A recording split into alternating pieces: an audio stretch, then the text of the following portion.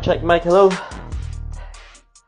What's up guys? Welcome again to another episode of Door Gym. So maglo-lower body workout nga tayo ngayon. At syempre, ilalagay ko pa rin dyan yung mga workout na gagawin natin. Let's go!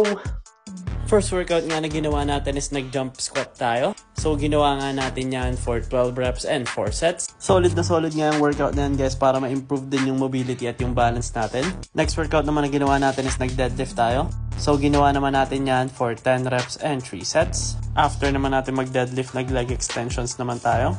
So ito ginawa naman natin to for 16 reps and 3 sets. Next workout naman na ginawa natin, syempre nag-calf raise din tayo.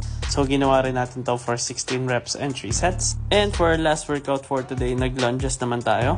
At ginawa naman natin yan for 10 reps and 3 sets for each leg. So yan na kayo mga workout natin for today.